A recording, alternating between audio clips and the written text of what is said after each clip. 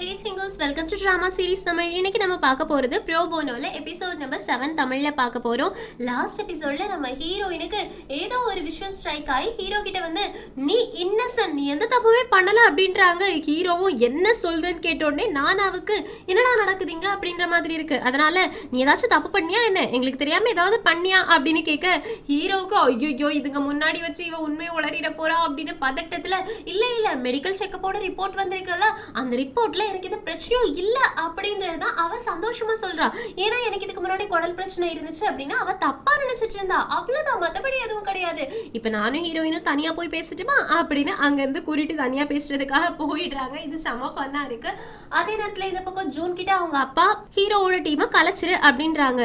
அதுக்கு ஜூனும் ஏன் கலைக்கணும், அவங்க நமக்கு ரொம்பவே தேவை, அவங்க இது வரைக்கும் நல்லா தானே பெர்ஃபார்ம் பண்ணிட்டு இருக்காங்கன்னு ஜூனோட அப்பாவும் நீ மட்டும் எனக்கு பொண்ணு கிடையாது, நீ சொல்றதுதான் இங்க நடக்கும், நீ இப்ப சிஇஓவா இருக்கிறதுனால நீ சொல்றத மட்டும்தான் நடக்கும் அப்படிலாம் தப்பா நினைச்சிட்டு இருக்காத, ஏன்னா இங்க நான் தான் சேர்மேன், இன்னும் என்னோட பவர் என்னை விட்டு போகலன்னு. ஜூனும் அப்பா இங்க எல்லாமே நல்லா தான் போயிட்டு இருக்கு, நீங்க இத்தனை வருஷமா உழைச்சிருக்கீங்க, சோ நீங்க ரெஸ்ட் எடுக்கலாமே, எல்லாமே கரெக்டா தான்ப்பா போயிட்டு இருக்கு, நான் பாத்துக்கிறேன்னு. அவங்க அப்பாவும் நான் தான் சொன்னேன்ல, ஒரு மனுஷன் கையில பவர் இல்ல அப்படின்னா அவன் ஒண்ணுமே இல்லாத மாதிரி, என் கையில பவர் இருக்கிறது வரைக்கும் நான் வேலை செஞ்சுட்டு தான் இருப்பேன், அதே மாதிரியே இந்த டீம் இருக்கணுமா வேண்டாமா அப்படின்றத நான் தான் டிசைட் பண்ணணும், சோ இந்த டீமை வேண்டாம் அப்படின்னு டிஸ்பேண்ட் பண்ணிடுது. ஜூனுக்கு இன்னுமே குழப்பமா இருக்குது, நீங்க எதுக்காக இந்த மாதிரி சொல்லிட்டு இருக்கீங்க, அவங்க இருக்கிறதுனால தான் மக்கள் எல்லாரும் நமக்கு சப்போர்ட் பண்ணிட்டு இருக்காங்க, கொஞ்சம் கொஞ்சமா மக்கள் மத்தியில நம்மளோட கம்பெனி நேம் நல்ல நேம் எடுத்துட்டு இருக்குன்னு. அவங்க அப்பாவும் இதனால உனக்கு என்ன காசு கிடைக்குது, இதனால என்ன ப்ராஃபிட் கிடைக்குதுன்னு கேக்குறதுக்கு ஜூனுக்கு பதில் இல்லை, ஏன்னா ஹீரோட டீம்ல இருந்து காசு கிடைக்க போறது கிடையாது. அது மட்டும் இல்லாம ஹீரோ அவனோட டீமுக்கு எவ்வளவு காசு வேணும் அப்படின்னு ஃபைல் பண்ணிருக்கா பாரு, அவங்க எல்லா கேஸையுமே ஜெயிச்சிட்டு இருக்காங்க. இப்படியே போயிட்டு இருந்துச்சு அப்படின்னா அந்த ஹீரோ இருக்கானே அவன் கம்பெனியை எழுதி கேட்டாலும் எழுதி கேட்பான், அதனால ஒழுங்கா அந்த டீமை டிஸ்பேண்ட் பண்ணிடு அப்படின்னு ஒரு வார்னிங்கை மட்டும் கொடுக்குறாங்க. ஜூனுக்கு என்ன பண்றதுனே தெரியல. இந்த பக்கம் நம்ம ஹீரோயினை பிடிச்சு கத்துன்னு கத்துறாங்க.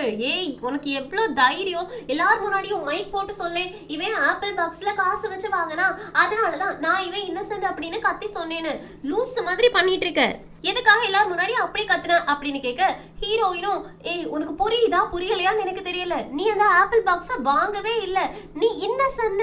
ஹீரோவும் இததான் அப்பவும் சொன்ன, நீ எதை வச்சு சொல்றேன்னு கேக்குறதுக்கு உனக்கு ஒரு விஷயம் ஞாபகம் இருக்கா, உனக்கு அனஸ்தீசியா கொடுத்துருக்கும் போது நீ முழுசா மயங்கல, புலம்பிக்கிட்டே இருந்த, ஆனா நான் வந்து எழுப்பும் போதுதான் உனக்கு ஞாபக சக்தி வந்து என்ன நடந்துச்சு அப்படின்றதையும் மறந்துட்டு இவ்வளவு நேரம் என்ன நடந்துச்சு அப்படின்னு கேட்டேன். சோ அனஸ்தீசியா உனக்கு தந்திருக்கும் போது உனக்கு முழுசா மயக்கம் வரல, அதே மாதிரி நடந்த எதுவுமே ஞாபகம் வரல. சோ இந்த வீடியோவை பாரு, இந்த வீடியோல கூட உன்னோட கண்ணு அந்த மாதிரி தான் இருக்கு, உன்னோட கண்ணுல போதை தெரியல, குடி போதை தெரியல, அதுக்கு பதிலா மயக்கம் தான் தெரியுது. சோ அதுக்கு அனஸ்தீசியா மாதிரி வேற எதையோ கொடுத்து மயங்க வைக்க ட்ரை பண்ணிருக்காங்க, ஆனா நீ மயங்காத உடனேயே உன்கிட்ட பேசி அந்த ஆப்பிள் பாக்ஸ் உன்கிட்ட கொடுத்துருக்காங்க, நீயும் அதை வாங்கி வச்சிருக்க, ஆனா என்ன நீ எதை மறந்துட்டேன்னு. ஹீரோவும் ஆமா என்ன இவ கரெக்டா சொல்றாளே, ஆனா என்னோட கண்ணு மயக்கத்துல இருக்கு, குடிபோதையில இல்ல அப்படின்றது உனக்கு எப்படி தெரியும் கேட்க என்னோட பேரண்ட்ஸ் உனக்கு தெரியும் தானே, அவங்க கிட்ட நான் பேசி அவங்களோட ஃபேஷியல் எக்ஸ்பிரஷன், அவங்களோட கண்ணு எப்படி இருக்கு எல்லாத்தையுமே நான் பார்த்துட்டு இருக்கேன், அதனாலதான் உன்னை என்னால கண்டுபிடிக்க முடிஞ்சதுன்னு. ஹீரோவும் ஓ அப்படியா, அப்படின்னா இப்போவாச்சும் நான் எந்த தப்பு பண்ணல அப்படின்றத நீ நம்புறியான்னு கேட்க கண்டிப்பா நான் நம்புறேன், நம்ம ரெண்டு பேரும் ஒரே டீம், நான் உனக்கு ஹெல்ப் பண்றேன்னு. ஹீரோவும் நீ ஒண்ணு எனக்கு ஹெல்ப் பண்ண வேண்டிய அவசியம் கிடையாது, ஏன்னா இது பெரிய விஷயம், என்னோட எல்லா விஷயங்களுமே அவங்களுக்கு தெரிஞ்சிருக்கு, என்னோட ஃபர்ஸ்ட் கிரஷ் வரைக்கும் அவங்களுக்கு தெரிஞ்சிருக்கு, அதனால இந்த விஷயத்த நானே சால்வ் பண்றேன், இதுக்கு பின்னாடி பெரிய டீம் இருந்தாலும் நானே பாத்துக்கிறேன், உன்னோட ஹெல்ப் தேவையில்லை அப்படின்னு சொல்லிட்டு செய்வா. நம்ம இங்க நிறைய நேரம் நின்று பேசிட்டு இருந்தோம்னா எல்லாருக்கும் டவுட் வந்துடும் அப்படின்னு ஆஃபீஸ்க்குள்ள இழுத்துட்டு போறாங்க. அப்போ ஆஃபீஸ்ல எல்லாரும் நம்ம இப்ப என்ன பண்றதுன்னு கேக்குறாங்களா. ஹீரோவும் ஏய் நீங்க நினைக்கிற மாதிரி எல்லாம் இல்ல, என்னோட ஹெல்த் செக்அப் நல்லா தான் இருக்குன்றாங்க, அதுக்கு நானாவும் அதை பத்தி நாங்க கேட்கல, இங்க வா நம்மளோட டீமை டிஸ்பேண்ட் பண்ண சொல்லிட்டாங்களா அப்படின்னு. ஹீரோவுக்கும் வந்துருச்சு, என்ன காட்டு அப்படின்னு அந்த ஃபார்மை பாக்குறாங்க, அதுல உங்க டீமை டிஸ்பேண்ட் பண்றோம் அப்படின்னு ஒரு மெயில் வந்திருக்கும். அதை பார்த்தோன்னே ஹீரோவுக்கு செம்ம காண்டாயி நேரா சேர்மன் கிட்ட போறாங்க, ஜூனோட அப்பா கிட்ட. செக்ரட்டரி உள்ள விடலனா கூட அடிச்சு பிடிச்சு உள்ள போயிட்டு எதுக்காக எங்க டீமை நீங்க டிஸ்பேண்ட் பண்ண சொன்னீங்க அப்படின்னு கேக்குறாங்களா. சேர்மன் நிமிந்து பாக்குறாங்க, செக்ரட்டரியும் நான் எவ்வளவு தடுத்து பார்த்தேன்னு சொன்னானே, சரி போ நான் பாத்துக்கிறேன் அப்படின்றாங்களா. நம்ம ஹீரோ மனசுக்குள்ள யோசிக்கிறாங்க, இவனை பார்த்தாலே இவன் ஒரு மான்ஸ்டர் அப்படின்னு தெரியுது, ஏன்னா இந்த கம்பெனி மொத்தத்தையுமே கட்டி ஆண்டுட்டு இருக்கவே இவன் தான், நிழலுக்கு நடுவுல நின்று யாரு நல்லவங்க கெட்டவங்கன்னு கூட பார்க்காம காசு கொடுக்குற எல்லாரையுமே காப்பாற்றக்கூடிய இவன் கிட்ட பார்த்து தான் பேசணும் அப்படின்னு மனசுக்குள்ளே கேல்குலேஷன் போட்டுட்டு நான் உங்களை இன்னைக்கு தான் முதல்ல பார்க்குறேன் அப்படின்னு சொல்றாங்க. சேர்மேனும் ஆமாமா நீ ஜாயின் பண்ணும்போது நான் ஃபாரின் ட்ரிப்ல இருந்தேன், அதனால என்னால ஒன்றும் பார்க்க முடியல. அது மட்டும் இல்லாம ஜூன் வேற உன்னை அப்பாயின்ட் பண்ணியே ஆகணும் அப்படின்னு அட்டம் பிடிச்சிட்டு இருந்தா, அதனால தான் நான் அப்பாயின்மெண்ட் பண்ணேன்னு. ஹீரோவும் இப்போ அப்பாயின்மெண்ட் பண்ணிட்டீங்கல்ல, அப்புறம் எதுக்காக திடீர்னு டிஸ்பேண்ட் பண்ண சொல்றீங்கன்னு கேட்க, நான்லாம் இந்த கரப்ஷன் பண்ண ஆள் எல்லாத்தையும் ஜட்ஜ் எல்லாத்தையும் என்னோட கம்பெனியில் வச்சிருக்கணும் அப்படின்ற அவசியம் கிடையாதுன்னு. ஹீரோவும் நான் எப்போ கரப்ஷன் பண்ணேன்னு கேட்க, ரொம்ப நடிக்காத, நான் அந்த வீடியோவை பற்றி தான் பேசிகிட்டு இருக்கேன், எனக்கு சுற்றி வளைச்செல்லாம் பேச முடியாது, நான் அந்த வீடியோவை பார்த்துட்டேன் அப்படின்றாங்க. ஹீரோவுக்கு அடுத்து என்ன பதில் சொல்லனே தெரியல. கரெக்டாக அந்த நேரத்தில் ஜூன் உள்ள வந்துட்டு, அது ஒன்றும் ரீசன் கிடையாது, நீங்கள் அந்த வீடியோவை ஆல்ரெடி பார்த்துட்டீங்க அப்படின்றாங்களா. சேர்மன் நிமிந்து பார்த்து, ஆமா இவன் இங்க என்கிட்ட பேச வந்திருக்கான் அப்படின்ற விஷயம் உனக்கு எப்படி தெரிஞ்சது அப்படின்னு கேட்கிறாங்க. ஜூன் எந்த பதிலுமே சொல்லாத உடனே இவருக்கே புரிஞ்சிருச்சு. ஏன்னா இவர் வந்துட்டு ஒரு வக்கீலாச்சு, அவருக்கு இப்படி தெரியாம இருக்கும். அதனால செக்ரட்டரி கால் பண்ணி உள்ள கூப்பிட்டு, நீ தானே ஜூனுக்கு இன்ஃபர்மேஷன் கொடுத்தது, இதுக்கு மேல நீ இந்த வேலையில இருக்க வேண்டாம், உன்னோட ரெசிக்னேஷன் லெட்டர் கொடுத்துட்டு இங்க இருந்து கிளம்புன்னு. செக்ரட்டரி எவ்வளவோ சொல்ல வராங்க, ஆனால் ரிசைன் பண்ண அப்படின்னு வெளியில் அனுப்பி விட்டுடுறாங்க. ஜூனும் இப்போ இது ரொம்ப முக்கியமானு கேட்குறதுக்கு, சேர்மேனும் ரொம்ப முக்கியம் தான், என்னை பொறுத்த வரைக்கும் எனக்கு தான் எல்லாரும் இன்ஃபர்மேஷன் தரணும், என்னை பற்றின இன்ஃபர்மேஷனை வேற யாருக்கும் யாராச்சும் கொடுத்தாங்கன்னா என்னால் பார்த்துட்டு சும்மா இருக்க முடியாது, உனக்கு இன்ஃபர்மேஷன் தரக்கூடிய ஆளை நம்பி நான் எப்படி வேலைக்கு வச்சிருக்க முடியும் அப்படின்னு சிரிக்கிறாங்க. ஜூனும் அதுக்கப்புறமா தயவு செஞ்சு வந்து உட்காருங்க அப்படின்னு உட்கார வச்சு பேசுறாங்க. இந்த டீம் ரொம்ப நல்ல டீம், இவங்களால நமக்கு நிறைய காசு எல்லாமே கிடைக்குது, ஏன்னா இவங்க ஜெயிக்கக்கூடிய ஒவ்வொன்றுமே சோஷியல் கேசஸ், இதனால கவர்மெண்ட் நமக்கு காசு கொடுக்குது அப்படி இப்படின்னு பேசுறாங்களா. சேர்மன் ஒன்னே ஒன்று தான் கேட்குறாங்க, அந்த காசு ரொம்பவே சொற்பமானது, அதை வச்சு நம்மளால என்ன பண்ண முடியும், எனக்கு காசு நிறைய வேணும், எனக்கு பப்ளிசிட்டி வேணும், மற்றபடி எனக்கு இவங்களோட கேஸ் ஜெயிக்கிறாங்களா தோக்குறாங்களா அதெல்லாம் தேவையே கிடையாது, டிஸ்பேண்ட் பண்ணு அப்படின்னு. ஹீரோ உடனே, உங்களுக்கு பப்ளிசிட்டி வேணுமா, உங்களுக்கு அடுத்த கம்பெனியை விட ஜெயிக்கணும் அப்படின்றது ஆசையா இருக்கான்னு. சேர்மேனும் ஆமா அடுத்த கம்பெனியை விட என்னோட கம்பெனி தான் ஃபர்ஸ்ட் பெஸ்டா இருக்கணும்னு ஆசைப்படுறேன், இதுல என்ன இருக்கு அப்படின்னு கேட்க, ஹீரோவும் இப்போ ஃபர்ஸ்ட் பெஸ்டா இருக்கக்கூடிய கம்பெனி யாருது, அந்த வாங் வேலை செய்யறான்ல அந்த கம்பெனி. ஸோ அந்த கம்பெனியோட கிளையன்ஸ் எல்லாத்தையுமே நான் நம்மளோட கம்பெனியை கொண்டு வந்துட்டேன் அப்படின்னா அவங்களோட கம்பெனியை விட நம்மளோட கம்பெனி தான் பெருசா இருக்கும். ஸோ அதை நான் பண்ணேன் அப்படின்னா நீங்க எங்களை டிஸ்பேண்ட் பண்ண மாட்டீங்களான்னு. உடனே சேர்மன் சிரிச்சுட்டே, என்ன என்கிட்டே சூதாடுறியா, எனக்கும் இந்த மாதிரியெல்லாம் பெட்டிங் கட்டுறதெல்லாம் பிடிக்க தான் செய்யும், ஆனா நீ பெட்டிங்காக என்ன யூஸ் பண்ற அப்படின்றது உனக்கு புரியுதான்னு. ஹீரோவும் என்னோட டீமை காப்பாத்துறதுக்காக நான் என்ன வேணாலும் பண்ணுவேன், வாங்கோட கிளையன்ஸை நாங்க எங்க பக்கம் இழுத்து அந்த கேஸை ஜெயிச்சிட்டோம் அப்படின்னா நீங்க எங்களோட டீமை எதுவுமே பண்ணக்கூடாது, நாங்க ஒர்க் பண்ணுவோம், ஒருவேளை நாங்க தோத்து போயிட்டோம் அப்படின்னா நான் எந்த ஒரு டிஃபர்மேஷன் கேஸும் போடாம ஃப்ரீயாவே, எங்களுக்கு எந்த காசும் தேவையில்லை, எங்களுக்கு எந்த ஒரு காம்பன்சேஷனும் தேவையில்லை, நாங்க எங்க பாட்டுக்கு டிஸ்பேண்ட் ஆகி போயிடுவோம். ஒருவேளை நீங்க இந்த பெட்டுக்கு சம்மதிக்கலைன்னா நான் கோர்ட்ல கேஸ் போடுவேன், எங்களை வேலைக்கு அமர்த்திட்டு ஒரு வருஷத்துக்கு உள்ளாடியே நாங்க ஜெயிச்சா கூட எங்களோட டீமை டிஸ்பேண்ட் பண்ண வச்சிருக்காங்க அப்படின்னு ஸ்ட்ராட்டஜிக்கலா பேசி ஒரு கேஸ் போடுவேன், உங்களுக்கு எப்படி அப்படின்னு கேட்ட உடனே சேர்மேனுக்கு புரிஞ்சிருச்சு ஹீரோ இதை சும்மா விட மாட்டான்னு. அதனால ஓகே அப்படின்னு ஒத்துக்கிற மாதிரி, இந்த பெட்ல நான் உனக்கு ஒரு சான்ஸ் கொடுக்குறேன், வாங்கோட கம்பெனியில் இருக்கக்கூடிய கிளைண்ட்ஸை உன்னோட பக்கம் இழுத்து காட்டு அப்படின்றாங்க. ஹீரோவும் கண்டிப்பா பண்ணுவேன், இதெல்லாம் எனக்கு ஜுஜுபே மேட்டர் அப்படின்னு சந்தோஷமா கிளம்பி போறாங்க. ஜூனுக்கு என்ன சொல்றதுனே தெரியல. அதே நேரத்தில் இந்த பக்கம் டீமேட்ஸ் எல்லாருமே சேர்ந்து இருக்கும்போது ஜாங்குக்கு ஒரு கிளைண்ட் இருக்காங்க, இவங்க எல்லாருமே சேர்ந்து ஒரு கேஸ் எடுத்தாலும் தனித்தனியாகவும் கேஸ் எடுப்பாங்க. அப்போ ஜாங்குக்கு வந்து ஜின்னி அப்படின்ற ஒரு பொண்ணோட கேஸ் கிடைச்சிருக்கு. அந்த ஜின்னி பொண்ணு வந்து கொஞ்சம் மன வளர்ச்சி குஞ்சிய பொண்ணு, அவளுக்கு அம்மா அப்பா கிடையாது, அம்மா அப்பா இறந்து போகும்போது அந்த சொத்து இவளுக்கு தானே வரணும், ஆனா அவளோட சித்தப்பா இவகிட்ட இருந்து சொத்தை ஆட்டையை போட்டிருக்காங்க, அந்த கேஸை தான் நடத்துறாங்க. ஜின்னியும் நீ ரொம்ப ஹேண்ட்ஸமா இருக்க ஜாங், நான் அவனை அப்புறமா மீட் பண்றேன் அப்படின்னு சிரிச்சுட்டே சின்ன குழந்தை மாதிரி போறாங்களா. எல்லாருமே ஜாங்கை கிண்டல் பண்ணிக்கிட்டு இருக்காங்க. அப்பதான் ஜாங் இந்த கேஸை பத்தி சொல்றாங்க. அந்த நேரத்துல நம்ம ஹீரோல வந்து எல்லாரும் என்ன பண்ணிட்டு இருக்கீங்க, வாங்க வாங்க வாங்க ஒரு முக்கியமான விஷயம்னு. அப்படி என்ன முக்கியமான விஷயம் அப்படின்னு கேட்டதுக்கு அப்புறமா ஹீரோ நடந்த எல்லாத்தையுமே சொல்றாங்க. நானாவும் நம்ம எப்படி அவங்களோட கிளைண்ட்ஸை எடுக்க முடியும், நம்ம ஒண்ணுமே இல்லாதவங்களுக்கு, ரொம்ப புவரான பீப்புளுக்கு, வீக்கான பீப்புளுக்கு தான் ஹெல்ப் பண்ணணும், அதுக்காக தான் ப்ரோ போனோ டீமையே நம்ம கிரியேட் பண்ணியிருக்கோம்.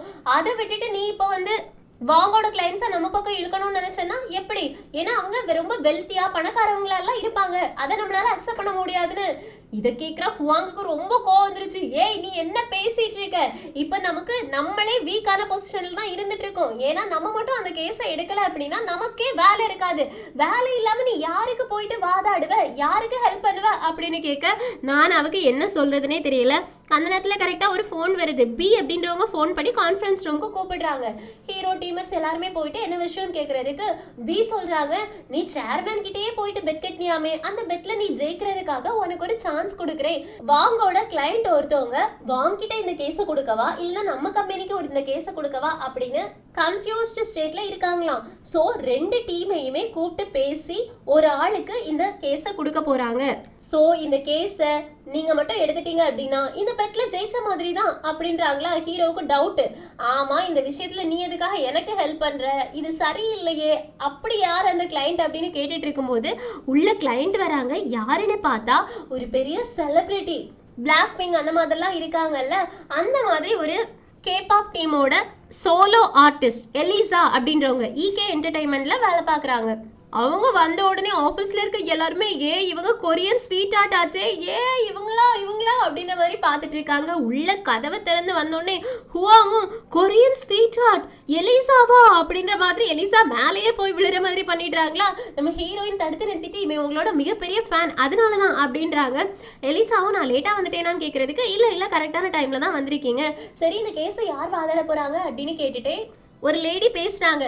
இவங்க தான் எலிசாவை பெத்தெடுத்த அம்மா, ஈகே என்டர்டைன்மெண்ட்டை இவங்க தான் நடத்துறாங்க, அதோட சேர்மன். அதே மாதிரி எலிசாவோட அண்ணா இருக்காங்கல்ல, கூட பிறந்த அண்ணா, அவங்க தான் பட்ஜெட் எல்லாத்தையுமே பார்த்துக்கிட்டு இருக்கக்கூடியது. எலிசா அங்கே ஒரு ஒர்க்கர் மாதிரி கான்ட்ராக்ட் போட்டு இவங்களோட என்டர்டைன்மெண்ட்க்கு கீழே சோலோ ஆர்டிஸ்டா இருக்காங்க. ஸோ இது ஒரு ஃபேமிலியா நடத்தக்கூடிய கம்பெனி. கேஸை பத்தி விசாரிக்கிறதுக்கு முன்னாடி யார் எங்களோட கேஸை எடுக்க போறாங்க அப்படின்னு கேட்டோடனே ஹீரோ போயிட்டு நான் தான் இதுக்கு முன்னாடி ஜட்ஜா இருந்த எக்ஸ் ஜட்ஜ் அப்படின்னு சொல்லிட்டு அவங்களோட விசிட்டிங் கார்டை கொடுக்குறாங்க. அப்படியே ஒவ்வொருத்தரா அவங்களோட விசிட்டிங் கார்டை கொடுத்துட்டு எங்களோட டீமோட நேம் ப்ரோபோனோன்றாங்களா. இதை கேட்டோடனே எலிசாவும் ப்ரோபோனோவா, நீங்க இந்த டாக்ஸ்க்காக எல்லாம் ஃபைட் பண்ணீங்களே அவங்களான்னு கேட்டோடனே ஆமான்றாங்க. எலிசாவோட அம்மாவும் ஒரு நாய்க்காக வாதாடினவங்களையா எங்களோட கேஸை வாதாடுறதுக்காக கூட்டிட்டு வந்திருக்கீங்க, நான் உங்ககிட்ட என்ன சொன்னேன் பி, எங்களுக்கு பெரிய பெரிய வக்கீலுக்கு வேணும் அப்படின்றது தானே சொன்னேன்னு. ஹீரோவும் பெரிய பெரிய வக்கீலா, நாங்க மட்டும் யாரு சின்ன வக்கீலா, எவ்வளவு பாப்புலர்னு தெரியுமான்னு. உடனே ஹீரோயின் எல்லாரும் அமைதியா இருடா அப்படின்றாங்க. ஹீரோவும் என்னோட இன்ஸ்டாகிராம் ஃபாலோவர்ஸ் தெரியுமா அப்படி இப்படின்னு வராங்களா. உடனே ஹீரோயினும் எங்களுக்கு கொஞ்சம் பிரேக் கொடுங்க, நீங்க திடீர்னு வந்ததுனால எல்லாருமே கொஞ்சம் டென்ஷன் ஆயிட்டோம், ஒரு சின்ன பிரேக் கொடுங்க அப்படின்னு அங்க இருந்து ஹீரோவை தரத்தரன்னு வெளியில எடுத்துட்டு வராங்களா. ஹீரோவும் என்னோட ஃபாலோவர்ஸ் நான் அவங்களே காட்டக்கூடாது, நான் எவ்வளவு ஃபேமஸ் தெரியுமா, எனக்கு 38 லட்சம் பேர் ஃபாலோவர்ஸ் இருக்காங்கன்னு.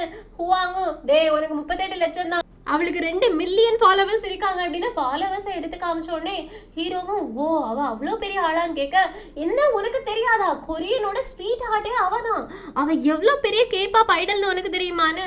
ஹீரோவும் எனக்கு அதெல்லாம் தெரியாது அப்படின்றாங்க. ஹீரோயினும் அதெல்லாம் இருக்கட்டும், இது ரொம்ப பெரிய கேஸ், நம்ம இந்த கேஸை கண்டிப்பாக ஜெயிச்சே ஆகணும், இந்த கேஸை எப்படியாவது நம்ம பக்கம் நம்ம எடுத்தே ஆகணும், உன்னோட டை எல்லாத்தையும் சரி பண்ணிக்கோ, வாங்க உள்ள போய் ரிலாக்ஸ்டா பேசலான்னு.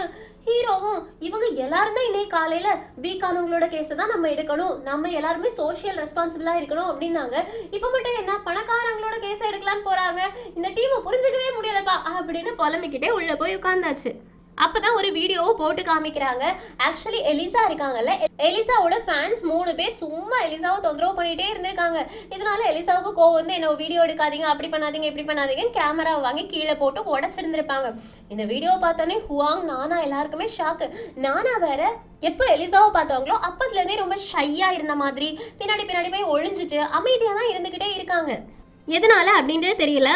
இப்போ எலிசாவோட அம்மா சொல்றாங்க இந்த வீடியோ அந்த 3 பொண்ணுங்க கிட்டே இருக்கு, ஆனா இந்த வீடியோ வெளியில வரல, ஆனா இதை பத்தி தெரிஞ்ச மாதிரி ஆன்லைன்ல ஒரு பொண்ணு எலிசாவை கழுவி ஊத்திட்டு இருக்கா, அதுலயே நிறைய பேர் வந்துட்டு சப்போர்ட் வேற பண்றாங்க, அந்த பொண்ணோட வீடியோ இதுதான் அப்படின்னு இனியொருத்தியோட வீடியோ காட்டுறாங்க.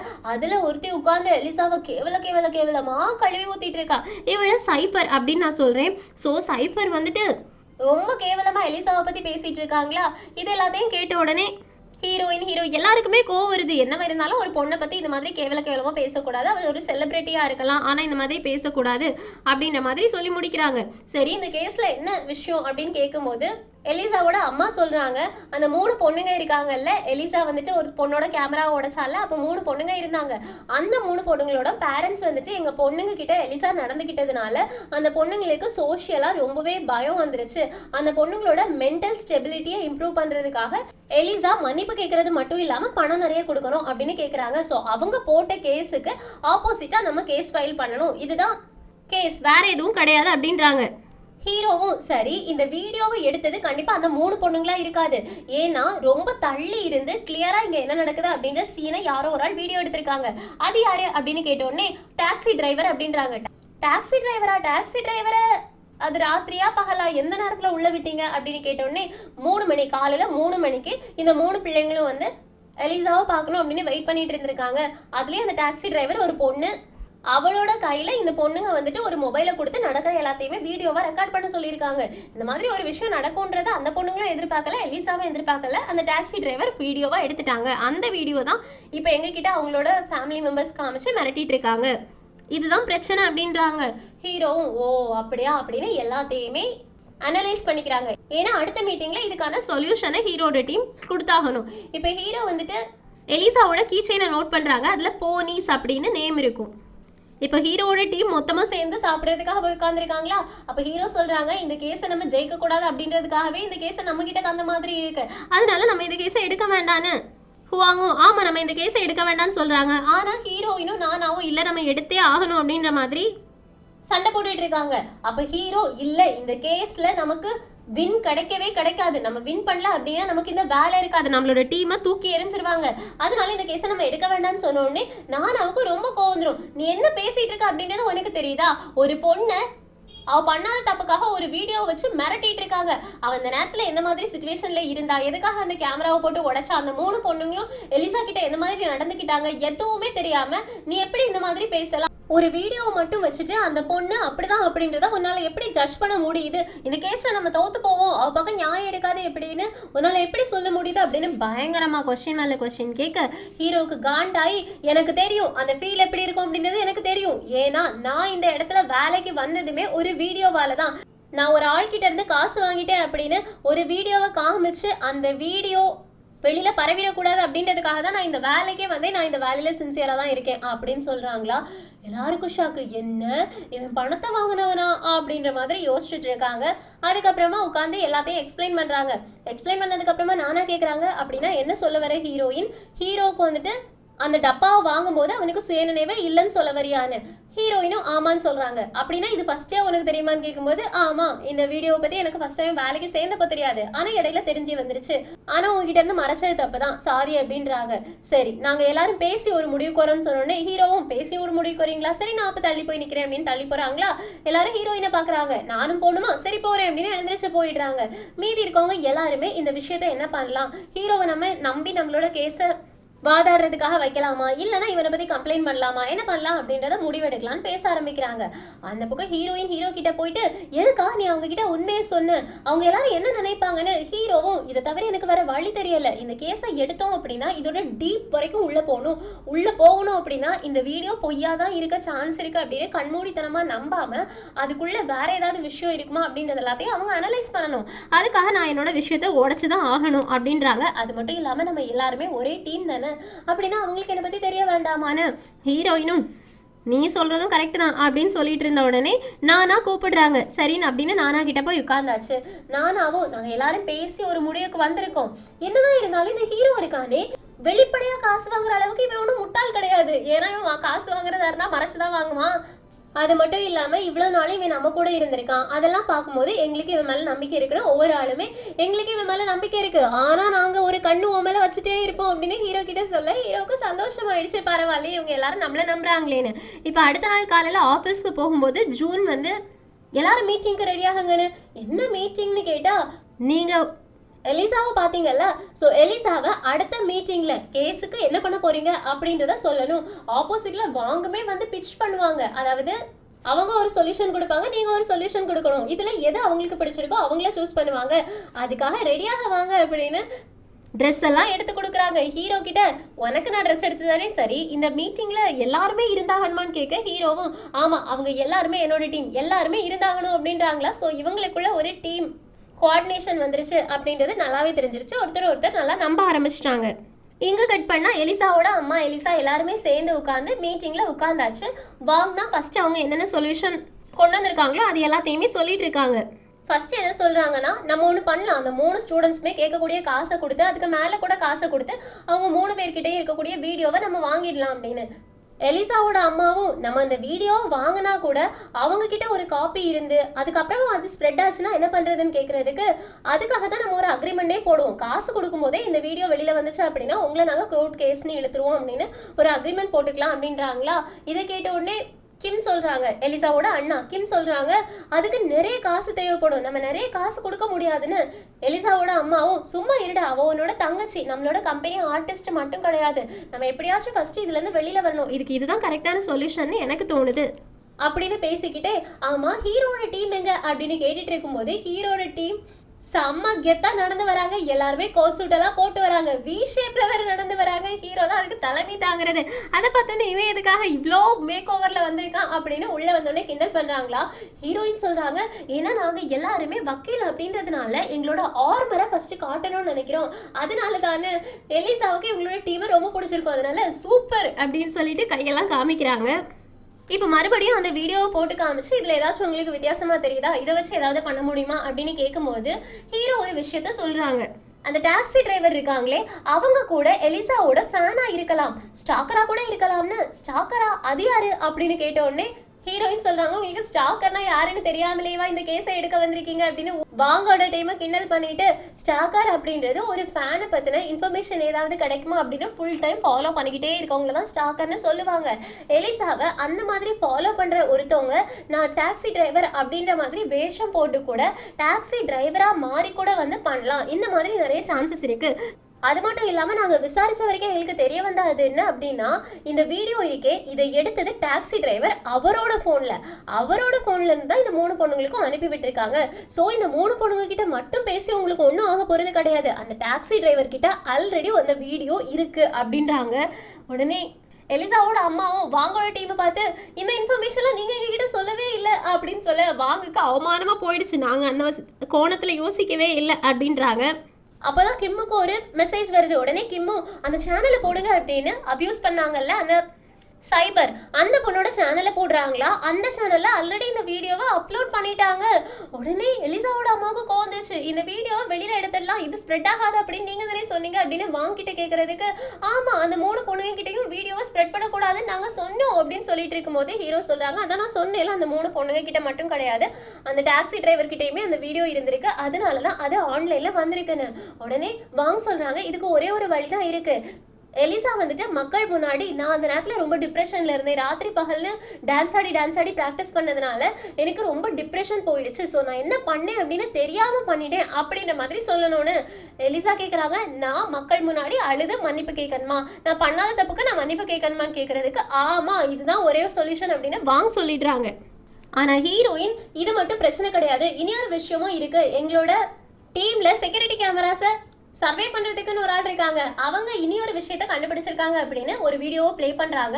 அந்த வீடியோவில் எலிசாவோட அசிஸ்டன்ட் நடந்து போயிட்டு இருக்கும்போது இந்த 3 பேருமே டெய்லியுமே போயிட்டு எலிசாவோட அசிஸ்டன்ட் கிட்ட, நீ ஓவரா பண்ணாத, எப்போ பார்த்தாலும் எலிசா கூட சுற்றிக்கிட்டே இருக்க, எங்களை எலிசாவை பார்க்கவே எலிசா கூட எங்களை பேசவே அப்படி இப்படின்னு கேட்கும்போது மேனேஜரும், அதாவது அந்த அசிஸ்டன்ட் இருக்காங்கல்ல, அவங்க வந்துட்டு, இல்லை நீங்கள் எல்லாருமே பேசுறதே சரி கிடையாது, எலிசா உங்களை மாதிரி பட்ட பொண்ணுங்களை தனியாக வந்து பார்க்க மாட்டாங்க, உங்களுக்கு ஏதாவது பார்க்கணுன்னா சோலோ ஈவெண்ட்க்கு காசு கொடுத்து வாங்க, அங்கே எலிசா கிட்ட பேசுறதுக்கான டைம் கிடைக்கும், அப்படி பேசுங்க அப்படின்னு சொல்றதுக்கு அந்த பொண்ணுங்க, நீ என்ன பெரிய இவளா அவளா அப்படி இப்படின்னு ஹராஸ் பண்ணியிருக்காங்க மேனேஜரை.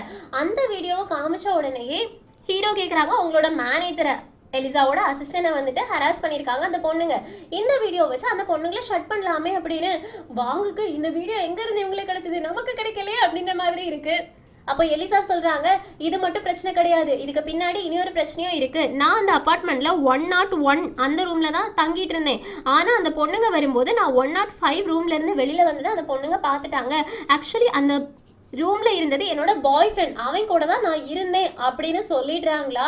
இதை கேட்டோடனே என்னடா இது புது இன்ஃபர்மேஷனாக இருக்குது, அப்படின்னா உன்னோட பாய் ஃப்ரெண்ட் பற்றியுமே வெளியில் வராமல் நாங்கள் பார்க்கணுமா அப்படின்னு யோசிக்கிறாங்க. வாங்கும் இப்போ இதுக்கு வேற வழியே கிடையாது, அந்த பொண்ணுங்க வாயை திறந்தாங்க அப்படின்னா எலிசாவோட பாய் ஃப்ரெண்ட் பற்றி வெளியில் வந்துடும். எலிசா ஒரு சோலோ ஆர்டிஸ்ட், அவங்க அவங்களோட சேல்ஸ் நல்லா இருக்கணும் அப்படின்னா அவங்களோட பாய் ஃப்ரெண்ட் பற்றி வெளியில் வரக்கூடாது.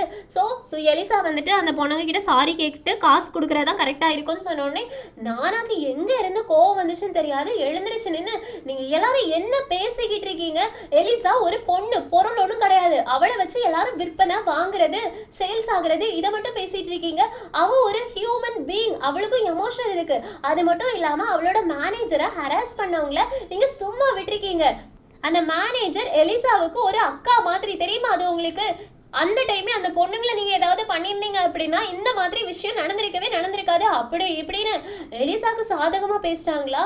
எலிசாவும் என்னோட மேனேஜர் எனக்கு என்னெல்லாம் பண்ணாங்க அப்படின்ற விஷயம்லாம் உனக்கு எப்படி தெரியும், நீ ஒருவேளை போலீஸா அப்படின்னு கேட்குறாங்களா. நானாவும் ஆமாம் 3 வருஷமாக நான் அவங்கள போலீஸ்லேருந்து ஃபாலோ பண்ணிட்டு தான் இருக்கேன்னு சொல்கிறாங்க.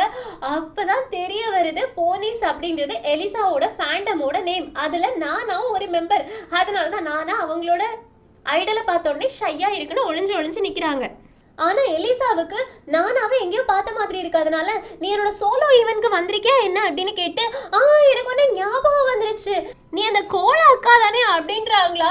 நானாவும் உனக்கு இது ஞாபகம் இருக்கான்னு கேட்க எலிசாவும் ஆமாம் எனக்கு ஞாபகம் இருக்கு அப்படின்னு சோலோ ஈவெண்ட்ல நடந்த விஷயங்களை காமிக்கிறாங்க. ஆக்சுவலி சோலோ ஈவெண்ட்ல தனியாக எலிசா கூட பேசலாம் அப்படின்ற ஒரு செஷன் இருக்கும். அந்த செஷனில் வந்துட்டு நானா சொல்லியிருப்பாங்க, சின்ன வயசுலேருந்தே என்னை எல்லாருமே புள்ளி பண்ணிக்கிட்டே இருப்பாங்க, அப்போல்லாம் எனக்கு ஒரு இடத்துக்கு போகிறதுக்கான தைரியமே இருந்தது கிடையாது.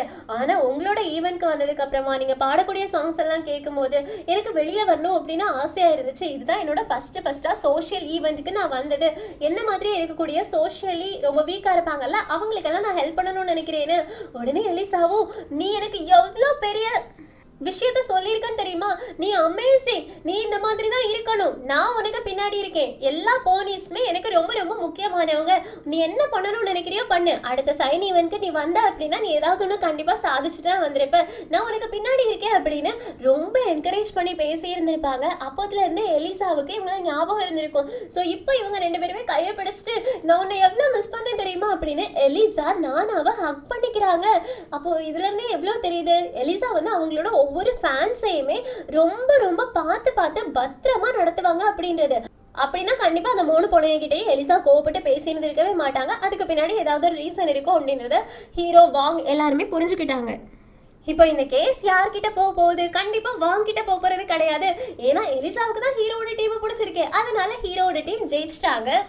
இனி ஹீரோட டீமுக்கு இந்த கேஸை வின் பண்ணணும், அது மட்டும்தான் தேவை. அதை மட்டும் பண்ணிட்டாங்க அப்படின்னா இவங்களோட டீமை டிஸ்பேண்ட் பண்ண மாட்டாங்க. ஆனா என்ன, அதுக்காக இவங்க ஒரு கேஸ்ல 2 கேஸை ஃபைல் பண்ணி ஆகணும். ஃபர்ஸ்ட் வந்துட்டு எலிசாவை ஹராஸ் பண்ணாங்கல்ல அந்த பொண்ணு மேல கேஸ் போடணும். ஸோ அந்த கேஸ் தான் இன்னைக்கு நடக்க போகுது. அந்த பொண்ணுக்கு பாதாடுறதுக்காக யார் வந்திருக்காங்கன்னா ஜெரி அப்படின்ற வக்கீல். இந்த ஜெரி அப்படின்ற வக்கீல் எப்பவுமே செலிபிரிட்டிஸ்க்கு ஆப்போசிட்டா யாராச்சும் ஒரு ஆள் கேஸ் போடுவாங்கல்ல அவங்களுக்கு சாதகமா போயிட்டு அந்த செலிபிரிட்டிஸ் கிட்ட இருந்து காசு வாங்கி 50% இவன் அட்டை போட்டு 50% அந்த பொண்ணுங்களுக்கு கொடுப்பாங்க. ஸோ அந்த மாதிரி தான் இந்த கேஸையுமே அட்டன் பண்றதுக்காக வந்திருக்கான். என்னோட சாட்சிக்காரர் ஒரு பணம் இல்லாதவங்க, அவங்க நார்மல் பீப்புள் அப்படின்றதுக்காக பணம் இருக்கிற இந்த ஐடல் வந்துட்டு என்னோட கட்சிக்காரர் மேல அனாவசியமாக கம்ப்ளைண்ட் கொடுத்துருக்காங்க அப்படி இப்படின்னு சொல்கிறாங்களா. உடனே ஹீரோவும் அப்படியா அப்படின்னா இந்த வீடியோவை பார்த்துட்டு பேசுங்க அப்படின்னு வீடியோ போட்டு காட்டுறாங்க. அந்த வீடியோவில் எலிசாவை பற்றி கேவலமாக அந்த சைபர் பேசியிருப்பாள்ல அந்த சைபரோட வீடியோ தான் இது. அந்த சைபர் ஃபேஸுக்கு பின்னாடி இருக்கக்கூடியது இந்த பொண்ணு தான். இப்போ இந்த சைபர் சொல்றா அப்படியெல்லாம் ஒன்றும் கிடையாது, எலிசாவோட கேரக்டரை நான் வெளியில கொண்டு வரணும்னு நினைச்சேன், அவளை நிறைய பேர் ஃபாலோ பண்றாங்கல்ல அவங்க எல்லாருக்கும் அவளோட ரியல் ஃபேஸ் தெரியணும்னு நினைச்சேன், இதனால தான் சொன்னோடனே ஹீரோயினும் அப்படியா அப்ப நீ இந்த வீடியோவுக்கு போடுறதுக்கு முன்னாடி இனி ஒரு வீடியோவை பார்த்துருக்கணும் அப்படின்னு அந்த 3 பொண்ணுங்க எலிசாவோட மேனேஜரை ஹராஸ் பண்ணாங்கல்ல அந்த வீடியோவை போட்டு காட்டுறாங்க. அந்த பொண்ணுங்களோட ஐடென்டிட்டி தெரியக்கூடாதுன்னு அவங்களோட கண்ணை மறைச்சிட்டு காட்டுறாங்க. இந்த வீடியோக்கு நீங்க யார் ரிவ்யூ பண்ணல, இந்த வீடியோ எதுக்காக உங்க கையில வரல அப்படி இப்படின்னு கேட்குறாங்களா. உடனே இவளுக்கு என்ன சொல்றது அப்படின்றதே தெரியல, அழுது எனக்கு இதெல்லாம் இருக்கிறது தெரியாது, நான் ஜஸ்ட் சோஷியல் மீடியால என்கிட்ட வந்து வீடியோ மட்டும் தான் பேசினேன் அப்படின்னு சொன்னோடனே அப்படியா வீடியோ மட்டும் தான் பேசினியா அப்படின்னு ஹீரோ எழுந்திருச்சு இந்த கேஸை வாதாடுறதுக்காக என்னோட வக்கீல் டீம்ல இருந்து நான் கூப்பிடுறேன் அப்படின்னு நானாவை கூப்பிடுறாங்க. நானாவும் கண்டிப்பா நான் இந்த கேஸ்ல எலிசாவுக்காக வாதாடியே தீர்வேன் அப்படின்னு வந்து நின்றுட்டு என்ன பண்ணுறாங்க தெரியுமா, இந்த வீடியோக்கு கீழே இருக்கக்கூடிய கமெண்ட் செக்ஷனை காமிச்சு கொடுக்குறாங்க. இந்த கமெண்ட் செக்ஷனை பார்த்தீங்க அப்படின்னா எல்லாருமே எலிசாவை கழுவி கழுவி கழுவி கழுவி தான் ஊற்றிருப்பாங்க. கொஞ்சம் பேர் சப்போர்ட் பண்ணியிருக்காங்க. இதை சப்போர்ட் பண்ணுவாங்கல்ல அவங்க எல்லாரையுமே விட்டுருங்க. இந்த கழுவி கழுவி ஊற்றுனாங்கல்ல அவங்க எல்லாரோட ஐபி அட்ரஸையுமே என்னோட டீமில் ஒருத்தவங்க ஹேக் பண்ணாங்க அப்படின்னு ஜாங்க கை காமிக்கிறாங்களா. ஜாங்கும் ஐயோ என்ன கண்ணி காமிக்காத அப்படின்ற மாதிரி ஷை ஆகிக்கிறாங்க. இப்போ நானும் அந்த ஐபி அட்ரஸ் எல்லாத்தையுமே காட்டும் போது எல்லாமே ஒரே ஐபி அட்ரஸ்ல இருந்து தான் வந்திருக்கு. அது மட்டும் இல்லாம அந்த ஐபி அட்ரஸும் வீடியோவை போஸ்ட் பண்ணியிருப்பாங்கல்ல அந்த ஐபி அட்ரஸும் ஒண்ணுதான் அப்படின்னு ஈஸியா ப்ரூவ் பண்ணிட்டாங்க. அப்படின்னா இதுக்கு மீனிங் என்னது, வீடியோ போட்டது மட்டும் இல்லாம கமெண்ட் செக்ஷன்ல எலிசாவை கழுவி கழுவி ஊத்துனதுமே இந்த பொண்ணு தான், ரெண்டையுமே ஒரு ஆள் தான் பண்ணியிருக்காங்க அப்படின்னு. ஸோ இதை ப்ரூவ் பண்ணதுக்கு அப்புறமா என்ன ஆயிடுச்சு, எலிசா வின் பண்ணிட்டாங்க. ஆனா சைபரால எப்படி அதை பார்த்துட்டு இருக்க முடியும்? அதனால பாருங்க, இந்த கேஸை அட்டன் பண்றதுக்காக எலிசா வரக்கூட செய்யல, அவளோட டீம்மேட்ஸை மட்டும் விட்டு பேசிட்டு இருக்கா. அந்த மாதிரி ஒரு பொண்ணு தான் இந்த மாதிரி ஃபேக்கான எவிடன்ஸ் எல்லாத்தையுமே கலெக்ட் பண்ணி கொண்டு வருவா. இதுல எந்த உண்மையுமே கிடையாது அப்படி இப்படின்னு போய் சொல்ல ஆரம்பிக்கிறாளா. உடனே நானா சொல்றாங்க, யார் சொன்னா நிழலுக்கு பின்னாடி உட்காந்து வேலை பார்ப்பாங்க பயப்படுவாங்க அப்படின்னு. எலிசாவுக்கு பணத்திமிரே கிடையாது. எலிசா இங்க வருவாங்க அப்படின்னு சொன்னோடனே கதவை திறந்து எலிசா வராங்க. இப்ப எலிசா பேசட்டும் அப்படின்னு விட்டுடுறாங்களா.